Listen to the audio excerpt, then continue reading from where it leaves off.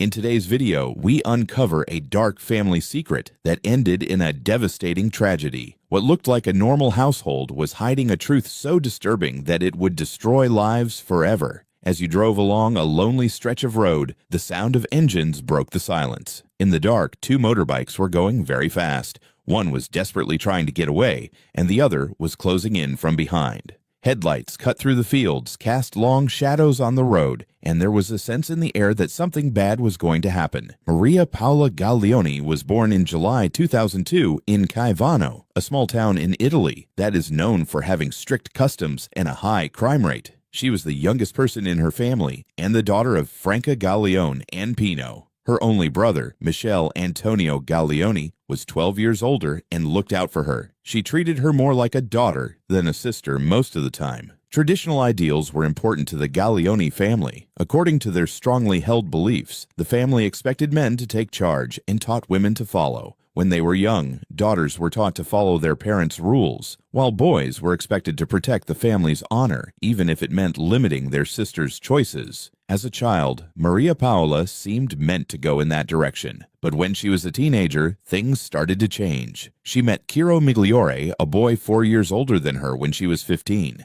It started out as a friendship. It turned into more over time love, but Ciro wasn't like the other boys in the neighborhood. He was born a girl, but when he was 15, he started living as the guy he had always thought of himself as. It didn't bother Maria Paola at all. She not only loved Ciro, but she also stood by him completely. Her desire was to walk with him along the tough path he had picked, a path marked by bravery and struggle. The world wasn't as nice around the two teens, but they found peace in each other. Being with someone like Ciro was more than just strange for Maria Paola's family. It was looked down upon. Their refusal hurt her a lot, and they didn't agree with her at all. The couple had to make the hard choice to hide their love from most people because they were under a lot of pressure.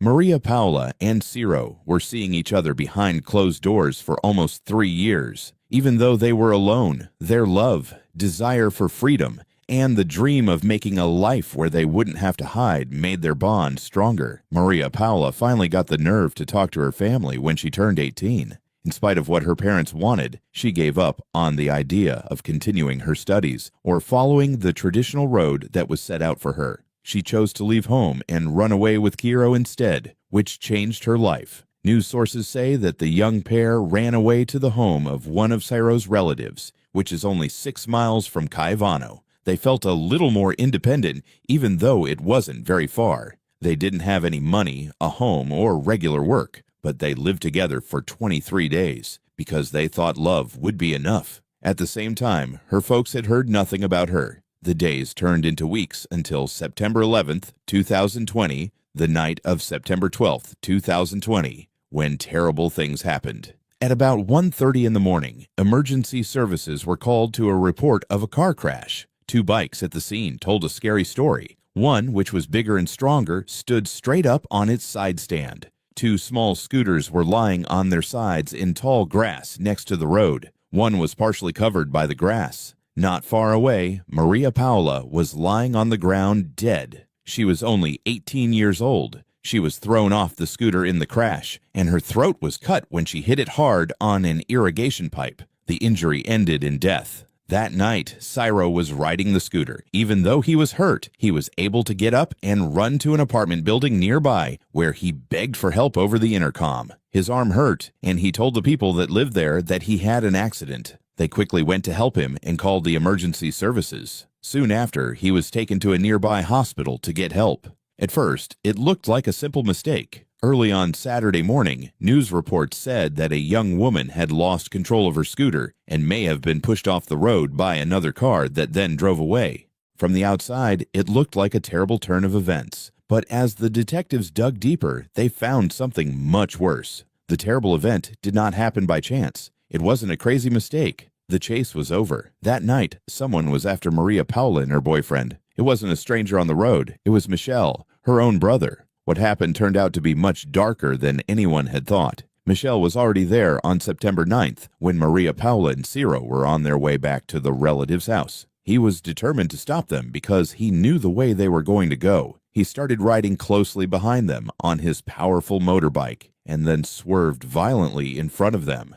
Several times he cut in front of them to try to get them to stop. Even worse, he stomped his foot on their bike as they raced down the dark road. Maria Paula, who was sitting behind Kiro, tried to calm him down by telling him to stop following them and that every careless move put their lives in great danger. But her words couldn't calm him down. Michel kept going, even though he was angry and sure he was protecting his family's name. The chase went on for almost 16 long minutes. Finally, Michel gave one last hard kick from the left side, this time on a sharp turn. In an instant, Kiro couldn't handle the scooter. When the bike went off the road, it flipped into some bushes. Kiro hit the ground hard and broke his arm, but he was able to get back up. Maria Paula did not have as much luck. When she was thrown off the scooter, she hit her head and throat on a concrete farm pipe.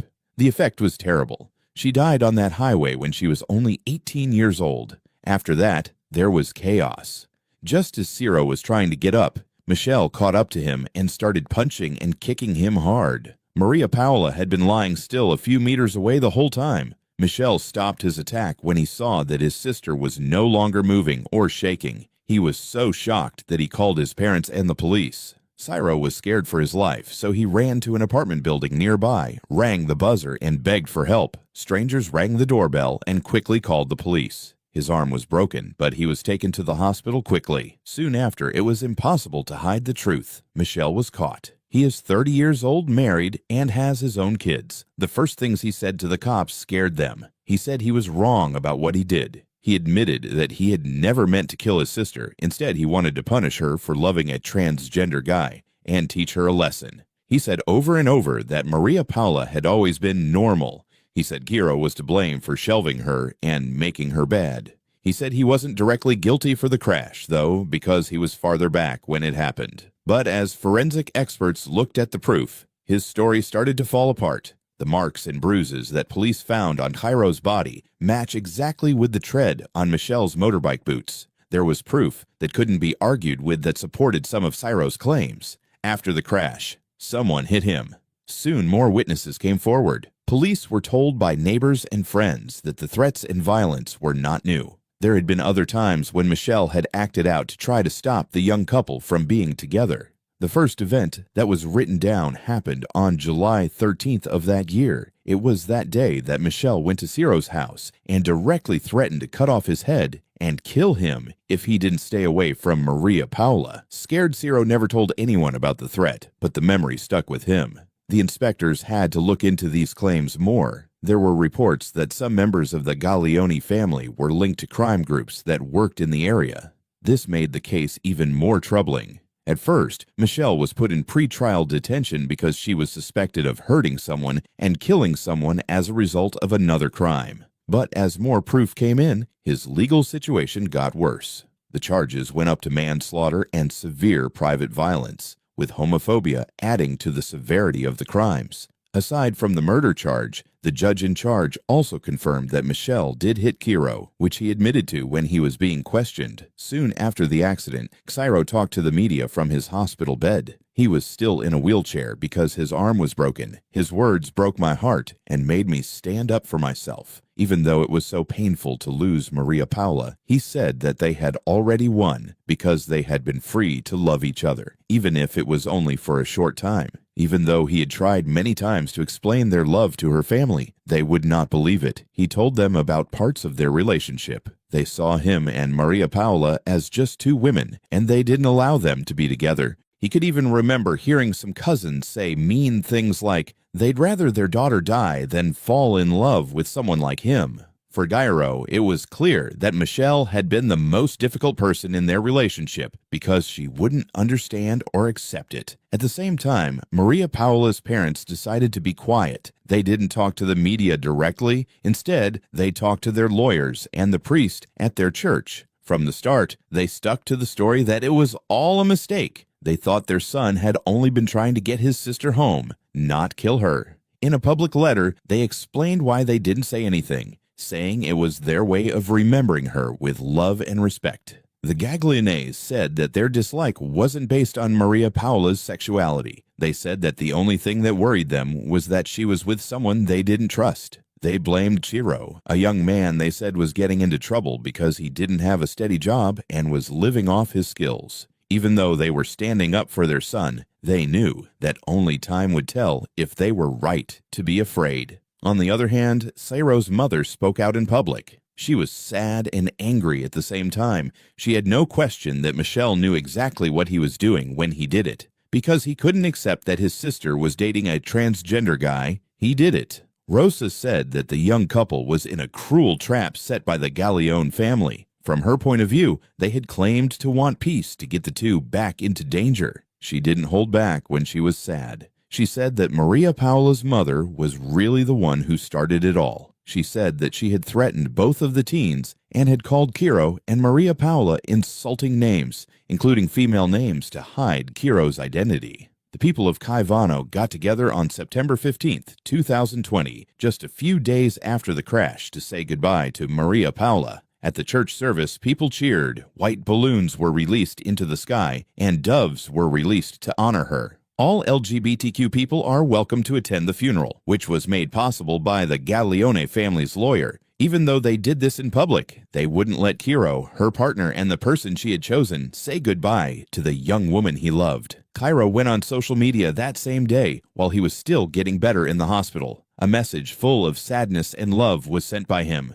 He thought about how today would have been his 3rd anniversary with Maria Paola. His words brought both the pain of loss and the joy of a love that, in his eyes, had won, even if it was only for a short time. Maria Paola and Cyro's story touched many people, not just their families. People in Italy and other places found it moving and started to compare the couple's tragedy to the story of Romeo and Juliet set in the present day. There was open grief among thousands of people who had never met them. They were moved by a love that had fought to exist and was cruelly cut short. On social media, Maria Paola's face became a sign for many people who had been hurting alone. Photos, drawings, and letters were shared by teens, moms, friends, and neighbors. High rainbow flags were flown and candles were lit at the scene of the crash. They sent a message together: people should never die for love. But the sadness was mixed with anger. A lot of people didn't believe the family's attempts to downplay what had happened. They wouldn't accept the idea of an accident or a family fight gone wrong. They knew what was true.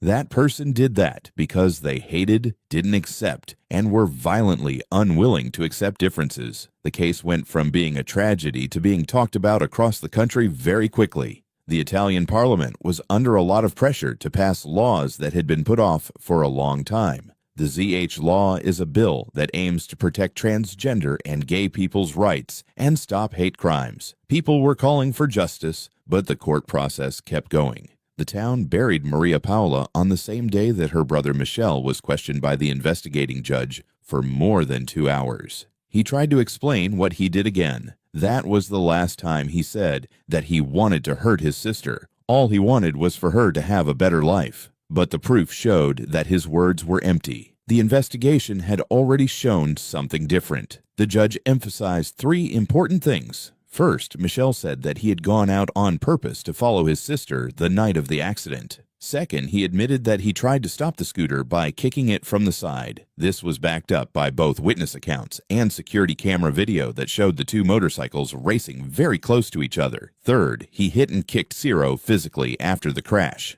The judge thought this was a clear sign of his out-of-control anger. The court thought that these acts could not be written off as an accident. The bike did not fall because someone lost control of it by accident. It fell because Michel was chasing it recklessly and acting violently. The judge said that his actions showed not only anger, but also a high level of social danger, which made people worry that he might do the same things again in the future. These results changed Michel's legal situation in a clear way. His detention was confirmed, and the charges were officially made stronger. He was now being accused of killing for reasons that were seen as pointless and based on homophobia. At first, it was thought to be an accident on a calm September night, but it turned out to be much worse. It was a story of racism, power, and anger that killed a young woman, hurt another, and left the whole community wanting justice. Just a few days after the crash, on September 17th, Michel broke his silence from jail. He wrote a letter from jail that was quickly picked up by every news outlet in Italy. He told her that he felt like a piece of his heart had been torn out in the letter. The death of his younger sister, whom he had always loved and thought of as almost a daughter since their father had not been around when she was growing up. Michel said that none of this was his intention. He wrote that he would never be able to forgive himself for what happened that night. However, he changed his story again in the same pages. In this case, he painted Cairo in a darker tone by saying that he was connected with sketchy individuals and dangerous groups. The way people thought about Cairo changed a lot in February 2021 during a large-scale operation to fight drugs that took place in several parts of Italy. Cairo and 23 others were caught. The police said he was a small-scale drug dealer in a network of drug dealers. The charges included a lot more than drugs. Some of them were selling drugs, stealing, setting fires, and even helping a prisoner get away from house arrest. Cairo was put into jail for women even though he had already accepted that he was a man. By law, the charges were linked to events that happened in 2018 before he had officially changed his gender. This decision caused more debate in a country that was already divided on these issues. His defense said that these mistakes happened in the past,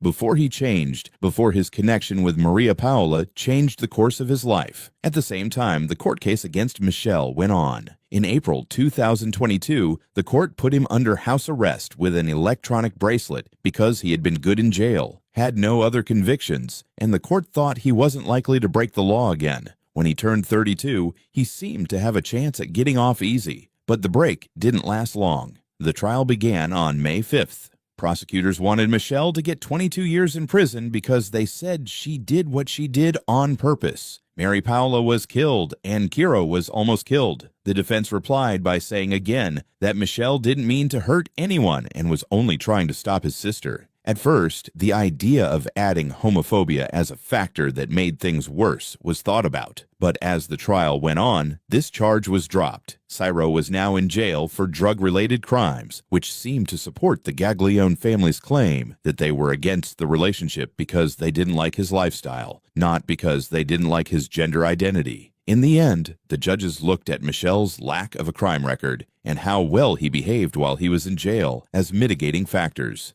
They changed the charges so that willing murder was no longer an option. Instead, Michel was found guilty of murder and serious attack. The last term was 9 years and 6 months in jail. People had different emotions when the verdict was read. The sentence seemed like betrayal to Kiro and the people who had helped the couple. It downplayed the seriousness of the crime. His lawyer told reporters outside the courts that the real tragedy wasn't just Maria Paola's death, but the end of a love that had been strong enough to survive poverty, family rejection, and social shame. We heard him say, "Love has been the greatest victim of all." Michel's defense team appealed the ruling right away, but in June 2024, the appeal was turned down. The sentence was confirmed, so there was no more question about what would happen to him in court. Still, the trial did not end the case. Instead, it made things worse and caused arguments all over Italy. For many, the case of Maria Paola and Ciro showed how society is still very tense, how racism can hurt people, and how dangerous it is to use violence instead of talking things out. There was only one fact left after all the legal papers, news stories, and different versions of what happened. There was a young woman who had died, and with her went a love story that had tried to survive everything but the cruelty of hate.